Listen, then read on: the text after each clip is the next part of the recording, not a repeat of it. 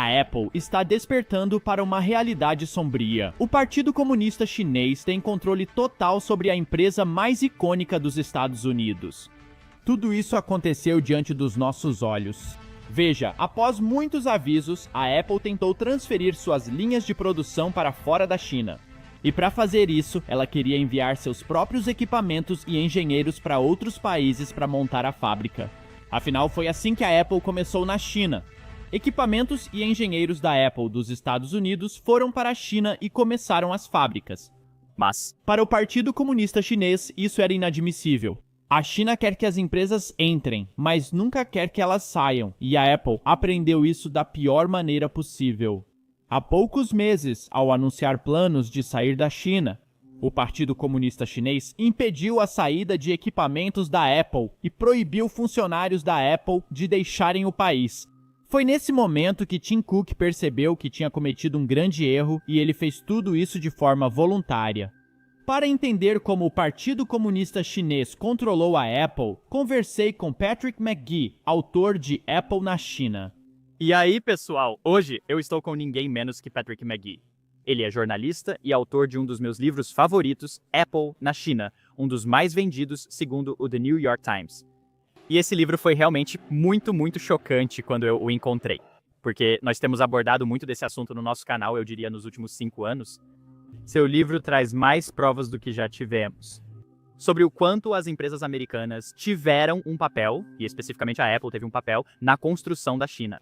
Sei que quando você falou isso, muitos ficaram chocados. As pessoas acham que a China construiu a Apple, mas é quase tão verdade dizer que a Apple construiu a China. Talvez você possa falar um pouco sobre isso. Sim. É meio louco dizer isso, eu entendo. É difícil dar uma resposta curta porque não gosto delas, certo? A resposta curta, você sabe, é fácil de parodiar ou algo assim, porque obviamente estou simplificando demais.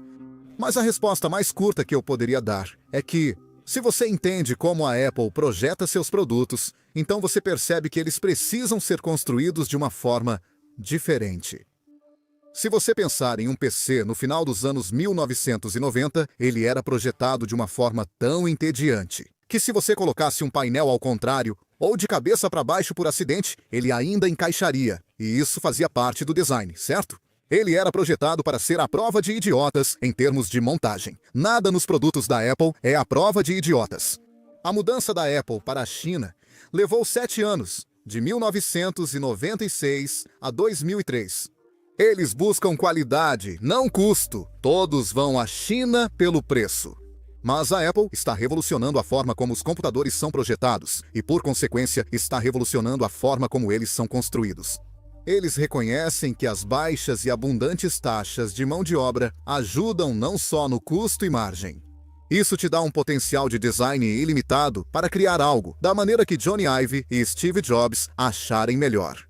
Com um exército de trabalhadores em fábricas enormes e linhas de produção, eles desenvolvem métodos de fabricação inovadores que ninguém mais considera. E é assim que você consegue algo como o primeiro iPod, depois a miniaturização para o Mini e depois uma miniaturização ainda maior para o iPhone. Desculpe, quero dizer, bem no iPod ano, mas sim, depois para o iPhone, certo? O iPhone é tanto um telefone de primeira geração quanto um iPod de sexta geração. E as inovações de design são fundamentais, claro. E essa é a narrativa. O que meu livro contribui é para o entendimento de que as inovações operacionais são tão fundamentais quanto. E por razões que são meio estranhas e difíceis de explicar, nós as ignoramos. Sim, e acho que seu livro quantifica algo que venho dizendo, e não sei se você se lembra. Em 2017, Tim Cook estava em um palco e foi questionado por que a Apple está na China. Ele respondeu dizendo que não era sobre mão de obra barata, mas sim sobre engenheiros. A China tem muitos engenheiros, por isso a Apple está lá. O que pensei foi, se tem uma empresa que se beneficia do baixo custo na China, nunca vou admitir isso publicamente. Eu diria, são todas as outras coisas. É por isso que fazemos isso. Não por um grande motivo, mas seu livro realmente citou o que Tim Cook disse. Isso mostra o lado bom de um grande cara, tem um fundo de verdade. A China tem muitos engenheiros, mas a Apple teve um papel gigantesco em tornar isso possível, certo? Sim, eu defenderia em grande parte o que Tim Cook afirmou. Em 2017, a China não tinha a mão de obra mais barata do mundo.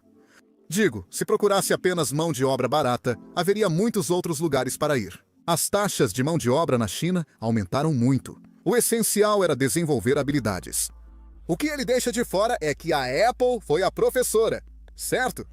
Então, Apple, eu comparei a uma escola técnica na China. Quero dizer, você já pensou em quantos jovens vão para Harvard todo ano? Não creio que sejam dezenas de milhares. Minha universidade tinha esse número. Harvard tem alguns milhares, e ainda assim causam grande impacto. A Apple já treinou 30 milhões de pessoas desde 2008. Esse é o total de pessoas que participaram de alguma fase da produção, montagem ou atuaram em fornecedores, colaborando com a Apple. E então, quando a Apple busca qualidade em vez de custo, isso gera um enorme efeito de segunda ordem, terceira ordem. O impacto dessa decisão é treinar toda uma equipe de engenheiros na China, porque a China não tinha a competência tecnológica no final dos anos 90 e início dos anos 2000 para responder ao que a Apple estava exigindo. Então, a decisão que é tomada é: vamos treinar a força de trabalho para que eles possam atender à nossa demanda. Essa decisão foi tomada quando a Apple ainda era pequena. Eles quase faliram em 96, 97 e novamente em 2000. Esses são os anos em que eles realmente terceirizam pela primeira vez, ao menos com uma estratégia clara. E isso prepara o terreno para que eles tenham sucesso. O impacto real ocorre quando os iPhones são lançados e, em poucos anos, saltam de 5 para 100 milhões por ano, chegando depois a 230 milhões anuais.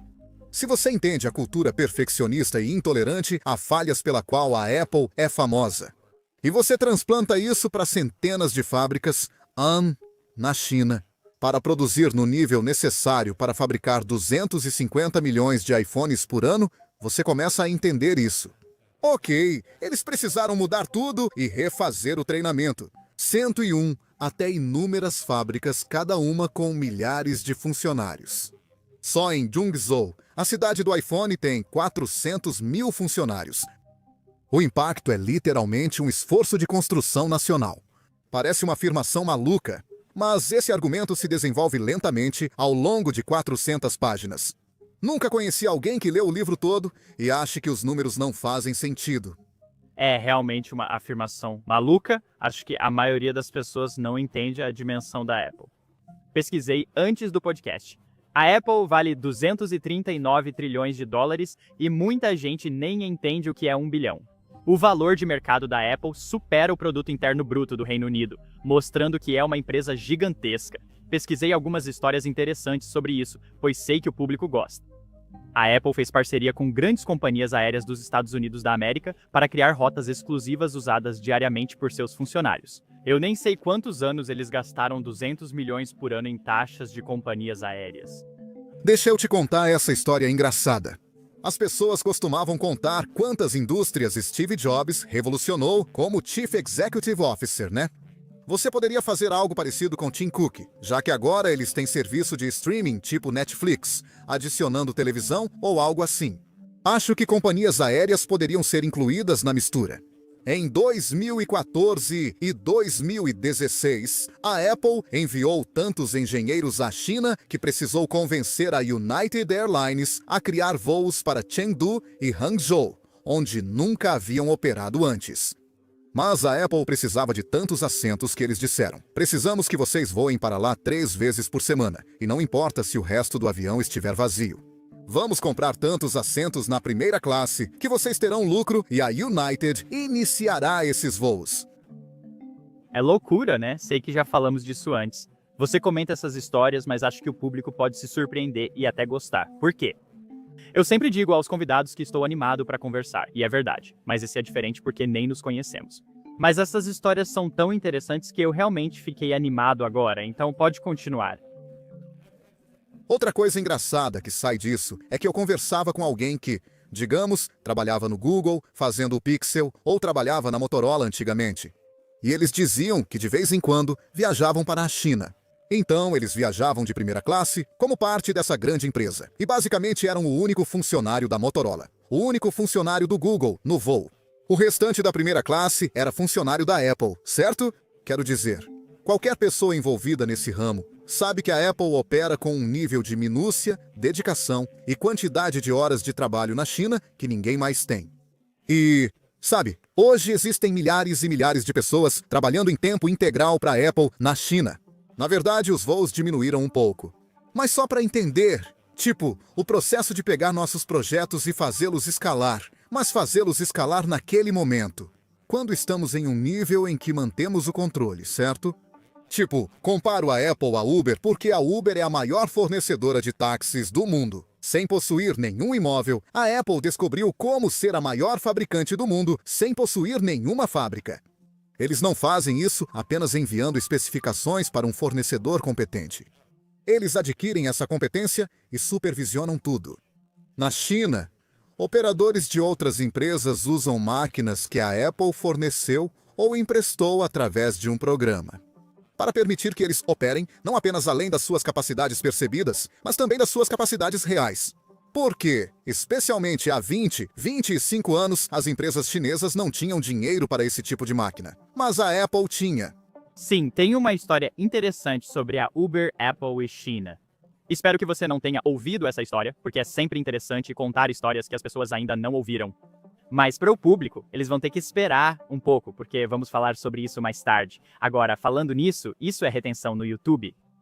Falando em histórias, conversamos sobre isso antes do podcast. Você sabe como Steve Jobs conta essa história? Não sei se é verdade. Steve Jobs, Jeff Bezos, compartilha essa história em que ele viu algumas estatísticas sobre a internet e ele pensou, eu preciso me envolver. E isso meio que levou, à fundação da Amazon. Se não me engano, pela minha pesquisa, você pesquisou 2 anos para este livro, certo? E o quê? O que foi algo que te convenceu? Esse é um tema interessante, porque claramente é muito interessante agora que você terminou, mas o que te motivou a começar? Então, não foi um número. Os números, pelo que entendi, vieram depois. Foi, de certa forma, uma vergonha pela minha própria ignorância sobre como a Apple fabrica seus produtos. Quero dizer, quando eu contava para as pessoas, nos estágios iniciais, que estava começando a me interessar por esse assunto, a resposta geralmente era algo como, bem, o que você quer dizer? A Apple fabrica seus produtos na China. Isso é conhecido. Mas se perguntar sobre fornecedores ou como entraram no negócio, poucos sabem responder. O que a China ofereceu que Taiwan, Japão ou outros não? Ninguém sabia responder. Então, de certa forma, isso surgiu de uma conversa em que alguém estava explicando o que um fabricante de chips estava fazendo em Taiwan e como era difícil por causa das restrições da Covid. Eu disse, mas é um projetista de chips, não fabrica, é fabless. Então, por que precisa ir para Taiwan? Em retrospecto, essa é uma pergunta ingênua, pois entender design de chips é compreender isso. Eles realmente vão para as fábricas, dão suporte e ajudam. E existe uma espécie de congruência entre os projetistas de chips. Quando você diz eles, está se referindo a Apple ou a alguém? Evito dizer o nome. Então, vamos dizer alguém como a Apple, que projeta chips, uma Qualcomm que projeta chips, uma TSM ou, desculpe, uma Nvidia que projeta chips, certo? Mas eles não fabricam os chips, certo? Eu não sabia disso. E então a pessoa, ao perceber que eu não sabia disso, disse, bem, é igual a Apple. E eu me lembro de pensar, a Apple entra nas fábricas. Isso era uma ideia nova para mim. E eu já estava há 3 anos sendo repórter da Apple. Então, tentando me informar, eu pensei, quais são os livros sobre isso que eu ainda não li, certo? Quais artigos longos de revista ainda não li? Reconheceu-se rapidamente que isso não era amplamente conhecido nem registrado. Esse foi o impulso para a história, pois não entendíamos como a Apple fabricava na China e orquestrava tudo de forma tão minuciosa. Mas as pessoas também não entendiam quais eram os primeiros projetos quando eles foram para a China. Eles não entendiam sua influência e impacto, assim como outras coisas, que eu também não compreendia. O iMac colorido como doce foi fabricado na Coreia pela Lucky Gold Star, que, ironicamente, nem era uma fabricante contratada. A Apple ficou tão poderosa que transformou eles de fornecedores de monitores analógicos em uma fabricante contratada. E então a Lucky Gold Star expandiu a fabricação para o México e para o país de Gales. Percebi que há um lado da Apple que não entendo, mesmo sendo repórter especializado na empresa. E se eu não entendo isso, outras pessoas também não vão entender. Não era só questão de entender. Eu realmente poderia me aprofundar em como os produtos da Apple são feitos. Percebeu-se inicialmente que 3 livros ainda não escritos sobre a Apple poderiam ser combinados em um só, pois tratam do mesmo tema. Como a empresa quase faliu e depois se tornou a mais valiosa do mundo. Mesmo que eu defina isso, digamos como $1 trilhão em 2019, ou até mesmo 350 bilhões de dólares em 2011, na época da morte de Steve Jobs. Além das biografias de Johnny Ive, de Tim Cook, de Steve Jobs. Não há uma única história que cubra de 1996 a 2011 em relação aos produtos. Isso foi estranho, né? Não acha que deveriam existir uns 5 ou 6 livros sobre isso? Deveria quase ser um estudo de caso clichê de escola de negócios neste ponto. Isso não existe. Esse seria o primeiro livro. O segundo, como eles fabricam seus produtos. Afinal, é a empresa mais valiosa do mundo. Muitos de nós têm milhares de dólares em produtos Apple em casa. E mesmo assim, eles passaram de fabricar quase tudo sozinhos no final dos anos 70, durante os anos 80 e 90, para orquestrar tudo e não fabricar mais nada por conta própria. Quero dizer, só isso já é uma mudança realmente significativa para a empresa mais icônica do mundo. Cadê o livro? Só sobre isso? Isso não existia. Depois, ao fazerem a mudança, acabam encontrando a China. Mas a China é um país autoritário. Não se constrói lojas em uma esquina elegante de Xangai sem muitas conexões políticas. Quem na China trabalha para a Apple fazendo conexões políticas? Quais são as trocas de favores e investimentos? E assim por diante. Isso seria outro livro. Então, a ideia nunca foi: por que não usar o que já escrevi e só preencher com uma boa escrita? Foi: por que não comprimo o conteúdo de 3 livros em um só, de forma que cada página traga informações novas?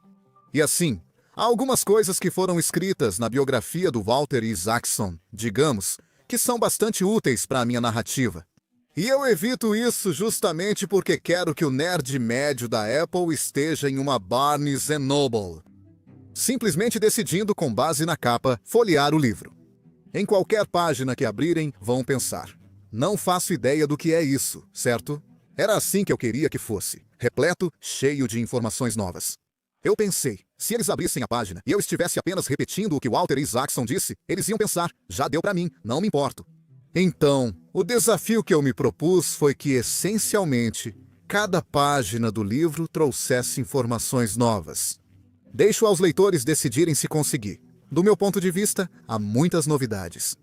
Sim, é verdade. E além disso, como o nosso público gosta de negócios e de geopolítica, é um dos raros livros que aborda a interseção dos dois, especialmente em relação à China. Então, se você gosta do podcast, definitivamente deveria conferir o livro. Só recapitulando, já que muitos provavelmente não viram o vídeo. Então, a Apple estava com dificuldades, Steve Jobs voltou, mas a Apple já estava caminhando para terceirizar a fabricação para o exterior, certo? Acho que essas eram suas palavras, mas talvez eu esteja lembrando errado. Eles tinham dificuldades por competir em logística. E não foi nisso que a Apple foi construída. Ela foi construída em cima de inovação, e é por isso eu acho que trouxeram Steve Jobs de volta. Talvez eu não esteja me expressando bem, mas é isso. Não exatamente. É isso. O cara que veio antes do Steve Jobs. Ele trabalhou 500 dias na empresa e é especialista em reestruturação. O nome dele é Gil Emílio, e ele observa a empresa pensando: ok, o problema é uma certa ineficiência. E que se conseguirmos simplificar as operações e economizar dinheiro dessa forma, então, sabe, eu vou recuperar essa empresa. É meio que uma abordagem ok. Conclusão feita de trás para frente. Essencialmente, o que ele está pensando é que, se operarmos mais como a indústria de PCs, seremos capazes de competir com eles. Mas você estava pegando os pontos fortes do mercado de PCs e dizendo que a pequena e velha Apple, com 3% do mercado, iria enfrentá-los. Os produtos da Apple não usam peças intercambiáveis ou padronizadas, então não dá para competir assim. E por isso eles têm que se diferenciar, eles têm que operar e fazer algo diferente. Nos estágios iniciais, não é uma história de operações, mas sim sobre o meu filme. É mais sobre o iTunes, é mais sobre a estética do computador. É um novo sistema tudo em um. Ótimo, que conecta à internet rapidamente e tem só um cabo, evitando aquela bagunça de fios do PC. Era sobre simplicidade e o que importa para Steve Jobs. Mas Gil Emílio não percebia que Steve Jobs estava voltando, pois também sofria com isso. O sistema operacional da Apple está uma bagunça total. E então, ele adquire a empresa do Steve Jobs, chamada NECT, que de certa forma é um tipo próprio de fracasso. Mas ela tinha um sistema operacional de ponta, certo? O sistema operacional. O problema era que não tinha aderência ao mercado, porque tinha uma participação muito pequena no mercado de computadores. Realmente não importava o quão bom era. Não era, digamos, intercambiável com o restante do mercado de computadores. Você não podia contar que mais alguém tivesse um computador X, então meio que nunca ia decolar, e a empresa estava basicamente fracassando. Steve Jobs já tinha seguido para a Pixar, supervisionando o lançamento de Toy Story e outros projetos, certo? Acho que algumas pessoas esqueceram dessa história, mas ele também era o Chief Executive Officer da Pixar. No fim, a união dessas duas empresas cambaleantes é o que leva a Apple, tornando-a fantástica. E Steve Jobs não é o Chief Executive Officer quando volta para a Apple, certo? Ele é só um conselheiro para Emílio. Mas no fim, ele vende todas, menos uma das 15 milhões de ações recebidas no acordo. E Steve Jobs recebe a oferta de Chief Executive Officer. E o que é realmente interessante sobre isso é que ele nunca tinha sido Chief Executive Officer antes. A maioria das pessoas acha que ele deve ter sido Chief Executive Officer nos anos 70 ou 80 porque fundou a empresa. Mas não é o caso. Ele nunca tinha sido Chief Executive Officer. Ele tinha cerca de 21 anos quando fundou a empresa. Então, houve um reconhecimento precoce de que ele não deveria ser o Chief Executive Officer porque não tinha experiência.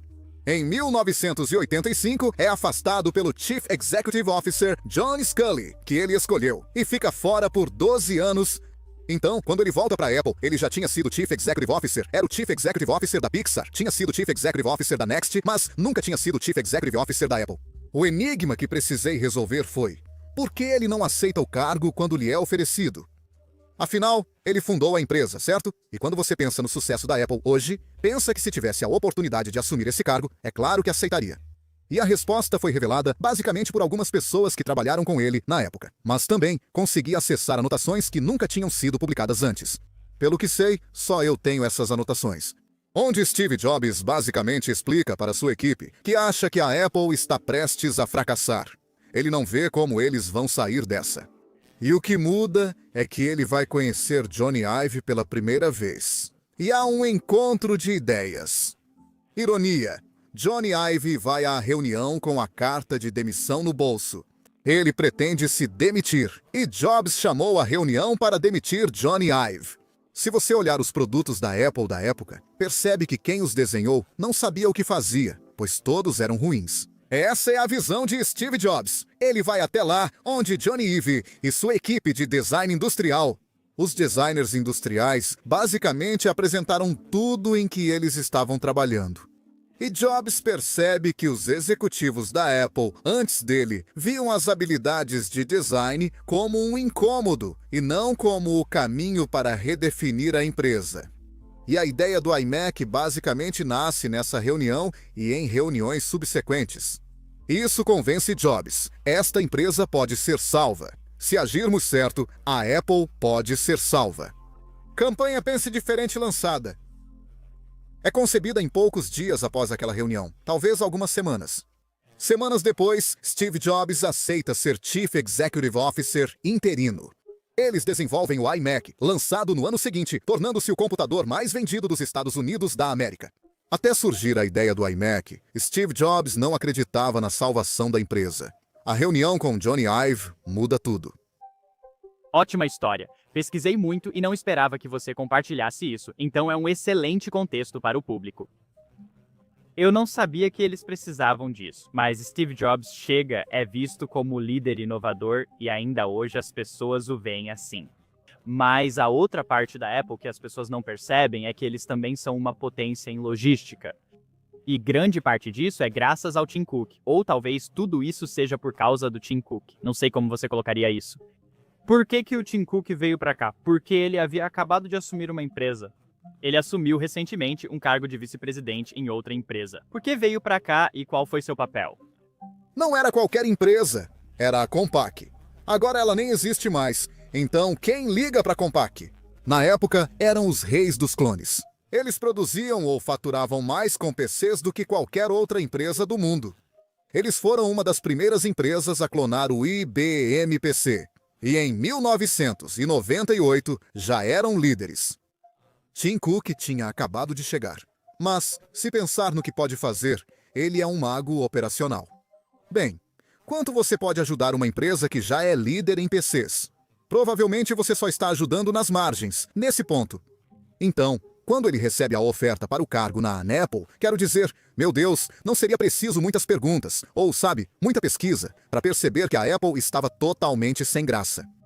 Então, pense nas contribuições que você pode fazer se o seu conjunto de habilidades for magia operacional. E o que estão te dando é uma empresa em total declínio. Bem, você pode causar um impacto enorme.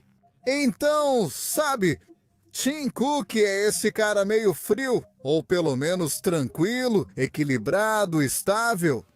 O interessante é que ele se sente quase misticamente atraído e impressionado por Steve Jobs. Ele deu uma entrevista para Charlie Rose, onde basicamente disse: todas as partes racionais do meu cérebro estavam dizendo, bem, é claro que isso é uma má decisão. Tipo, por que você faria isso? Mas ele não conseguia ignorar seu instinto que simplesmente dizia, vá para o oeste, jovem, vá para o oeste. Então, o encontro de mentes, se assim podemos dizer, entre Tim Cook e Steve Jobs é absolutamente fundamental para a empresa. Porque sem alguém com a habilidade operacional de Tim Cook, falaremos disso depois. Mas sem Terry Gou, da Foxconn, você sabe, a Apple seria conhecida apenas como uma empresa que fazia produtos muito legais que ninguém comprava. Mas olha, se você quiser ir ao Museu de Arte Moderna em Nova York, sabe, a gente pode ir ver como eles eram. Sabe, até você ter a mágica operacional, eles não vão ser acessíveis e não vão estar no mercado de massa. Então, você realmente não pode subestimar o operacional. Cultura da Apple. Acho que é a melhor coisa. E não sei se alguém duvidaria do que digo agora. Mas todos eram céticos em 2011. Quando Tim Cook virou Chief Executive Officer, peço apenas que reflitam sobre isso. Quando Steve Jobs morreu, a pessoa que assumiu sozinho foi Tim Cook. Pense no que isso significa. Há anos dizem que Tim Cook não é um cara de produto e usam isso como crítica. Ele foi nomeado por Steve Jobs, maior especialista em produto. Por isso, sempre achei essa crítica preguiçosa. Porque se Steve Jobs tinha confiança em Tim Cook, então o que isso te diz é que Steve Jobs já acreditava que a Apple tinha criado os melhores produtos do planeta. Agora, o que precisávamos fazer era iterar e melhorá-los, escalá-los e distribuí-los com alta margem e em uma escala líder mundial. Por isso, Tim Cook foi escolhido como Chief Executive Officer. Acho que agora importa ele não ser um cara de produto. Porque pela primeira vez desde Steve Jobs, você tem inovações insanas, saindo de empresas como Perplexity, Anthropic, OpenAI, até mesmo a Microsoft. Quero dizer, a Microsoft de alguma forma está fazendo apresentações mais legais do que a Apple. Lembre dos comerciais, eu sou um PC, eu sou um Mac de 15 anos atrás e perceba como as coisas mudaram de lado. Então eu acho que, sabe, o futuro da Apple depende muito das suas competências, não em logística e operações, que eles diriam que já dominaram, mas sim em visão de produto, design de produto e inteligência artificial. E Tim Cook simplesmente tem um conjunto de habilidades útil para uma era diferente da Apple. E quanto mais cedo o conselho da Apple reconhecer que estamos em uma nova era, mais cedo eles deveriam reconhecer isso.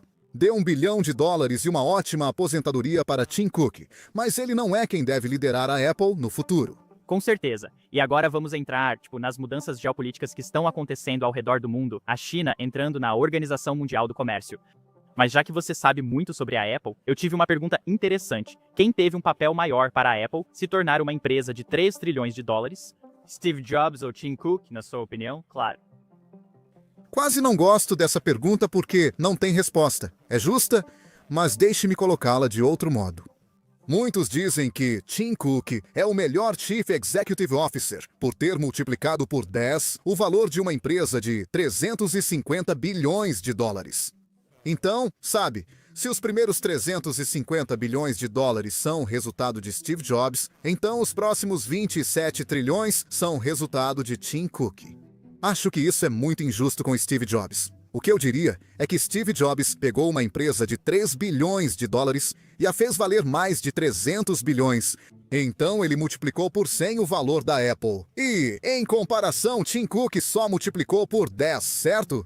É mais ou menos assim que pode ser colocado. É uma comparação injusta, mas a mágica da Apple está nas duas coisas, certo? Uma das principais frases do livro, escrito por minha esposa, destaca o encontro de mentes entre Johnny Ive e Steve Jobs. Os produtos da Apple se tornaram únicos, mas Terry Gou e Tim Cook os fizeram onipresentes. A Apple não existiria sem eles. Equipes, isso faz sentido. Agora chegamos ao ano 2000, sei que você já mencionou isso. Podemos culpar a Apple por entrar na China. Líderes pressionavam quase todas as empresas a entrarem na China, que havia acabado de ingressar na Organização Mundial do Comércio, e é nessa época que eles já tinham feito parceria com a Foxconn, mas ok, então a pergunta é, foi a Foxconn que entrou na China e a Apple disse, confiamos em vocês, vamos com vocês? Ou foi a Apple que pressionou a Foxconn a ir para a China? Sim, essa é uma boa pergunta. Não, então. A Foxconn nasceu em um galpão em Taiwan em 1974. Há uma história interessante sobre empresas taiwanesas como a Foxconn que iniciaram operações após a legalização na China em 1987. Então, Quanta e Ventesh, Foxconn, todas essas são empresas taiwanesas que basicamente olham para o próprio país. Taiwan tem cerca de 20 milhões de habitantes e enfrenta custos trabalhistas mais altos, restrições de capital e outros problemas. Basicamente, a ilha é pequena demais para eles conseguirem acompanhar a demanda de nível mundial que estão recebendo da indústria de PCs. E então, por vontade própria, eles vão montar seus negócios na China, onde, claro, falam o idioma e podem aproveitar grandes reservas de mão de obra. Talvez não entremos em muitos detalhes, mas é interessante notar que, mesmo com a busca de redução de custos pelos fabricantes terceirizados, e é por isso que você vai de um país em desenvolvimento para outro. Sabe, pense em alguém como a Nike. Se você tivesse uma pilha de Jordans na sua frente, de, sei lá, 1994, até hoje você perceberia que a etiqueta vai mudando. Às vezes é Malásia, Bangladesh, Vietnã ou Taiwan. E eles estão realmente perseguindo, tipo, a mão de obra mais barata ao redor do mundo. Então existe uma história de globalização só pelos Air Jordans. Eu, na verdade, acho que não é uma má ideia para um livro. Pensei nisso agora, qualquer um poderia escrever. Talvez eu escreva. Beleza? Mas a Apple não busca custo. Eles buscam qualidade. Qualidade. Engenharia não é algo que a gente simplesmente cresce aprendendo. Você precisa ser ensinado. Mas, logo após a guerra, a América começa a enviar engenheiros para o Japão para ensiná-los, para que eles possam construir uma indústria de radares. Isso acaba se tornando a indústria de eletrônicos. Nos anos 70, o Japão já liderava na produção de chips de memória. São os japoneses que, mesmo com restrições de capital e mão de obra, etc., eles passam a ensinar Coreia do Sul e Taiwan, suas ex-colônias, a fabricar. É assim que você alcança essa qualidade, saindo da América para o Japão e outros países asiáticos. Taiwan, de certa forma, replica esse modelo e o aplica na China. Para avançar, o caminho natural seria a Índia, mas a China está impondo barreiras, certo? Está bloqueando vistos para chineses irem à Índia e exportação de máquinas. Há uma ordem natural de como essas coisas são ensinadas e transmitidas entre países. A China já presenciou esse movimento e se beneficiou dele, por isso não quer perder essa posição. Xi Jinping, disse diretamente, qual é a frase? A China jamais se desindustrializará, pois valoriza isso e possui um desejo de poder nihilista como Nietzsche. Enfim, estou me desviando um pouco do assunto, mas o fato é, são os fornecedores da cadeia de valor de PCs que estão indo para a China? Não é a Apple tomando uma decisão distinta de verdade. Ei, por que não vamos para a China? Alguém já pensou nisso? Não, todos vão para a China. Como a Apple não fabrica mais seus produtos, depende de fabricantes terceirizados. Eles dependem dos fornecedores que vão para lá pelo baixo custo. Mas, novamente, porque a China não tem competência para responder às exigências da Apple. A Apple começa a enviar pessoas para a China, assim como fizeram na Coreia, assim como fizeram em Taiwan, no México, na República Tcheca e em vários outros lugares. A narrativa de 7 anos do livro. Eles começam a treinar as pessoas sobre como atender aos padrões da Apple e, em especial, como manter esses padrões mesmo enquanto você aumenta a escala. Steve Jobs ficou famoso por se preocupar até com a aparência da parte de trás e a cor dos cabos do computador. Isso nem é uma mentalidade de engenharia, isso é uma mentalidade cultural. E você tem que transplantar essas ideias, essa visão, para o que se tornam centenas de fábricas na China. Foi assim que a Apple acabou tendo, uma influência de construção de nação no país? Com certeza. E agora, mudando um pouco para a geopolítica, não era uma má ideia onde os líderes pensavam, a China entrando na Organização Mundial do Comércio Mundial, ela vai crescer, vai se tornar uma nação mais rica. Então eles basicamente teriam que se abrir, adotar democracia, capitalismo, coisas assim. Acho que você disse que a ideia não era ruim, fomos tão abertos, estamos chegando para derrubar o partido. Todo mundo indo na televisão nacional falando sobre isso. É curioso, isso está acontecendo agora. Howard Lutnick, o secretário de Comércio, está basicamente falando para a China. Queremos que dependam da tecnologia dos Estados Unidos da América, com chips da NVIDIA, pois não desenvolverão fabricantes de semicondutores próprios se usarem nossa tecnologia.